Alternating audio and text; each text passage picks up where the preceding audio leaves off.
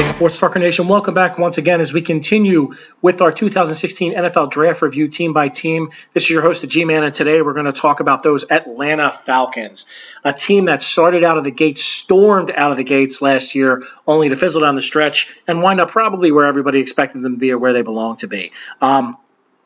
With that said, even though they have some key offensive pieces in place, they found Devontae Freeman. Tevin Coleman, I think, can help. Matt Ryan's still solid, and Julio Jones is an absolute animal.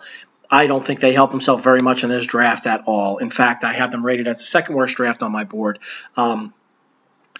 I understand what their coach is trying to do. He wants some ball-hawking defensive players. I just don't necessarily agree with those players that he took. So let's start in round one. He went for Keanu Neal, and I'd like to say he reached for Keanu Neal. I do think he's an athletic safety who knows how to play, but I think he's a risk taker. I think he has some penalty problems. I don't know that he's got the foot speed to be a stud.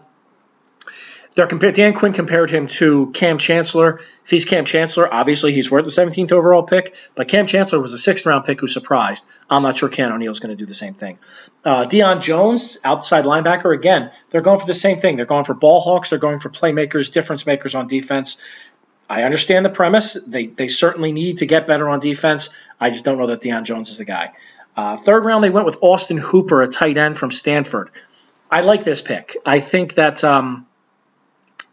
Hooper has a chance to make a difference for that team who's been missing a tight end since Tony Gonzalez. Now, he's not as big as Gonzalez. He's not going to do the same things Gonzalez did. He's not going to post up, but I think he can get down the seam. He's more in line with the new athletic tight end that's out there. Round 4, back to the defensive side of the house. They went for Devondre Campbell. Understand the pick. Don't like the player. It's kind of a theme with their draft. So of their first 4 picks, I like one of their players. Keanu Neal, I think, is an NFL player, but I think he was a reach at 17. Nothing in the 5th round. 6th round, they went with the guard, Wes Schweitzer.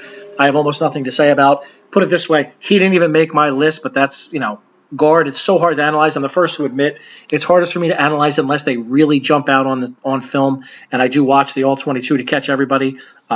He did not do that to me, so best of luck. They do need offensive line help, but I'm not sure he's the guy.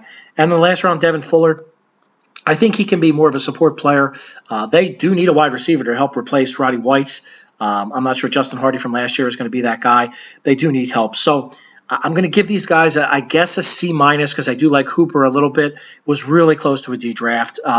Saved only by Hooper and Neal being an NFL player. But I'm not sure they went about it the right way. Hopefully, again, I like Matt Ryan. He's a local kid from near Philadelphia.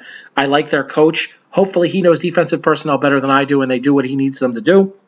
Otherwise, I think he's going to be looking for work, and they're going to be looking for a whole new strategy.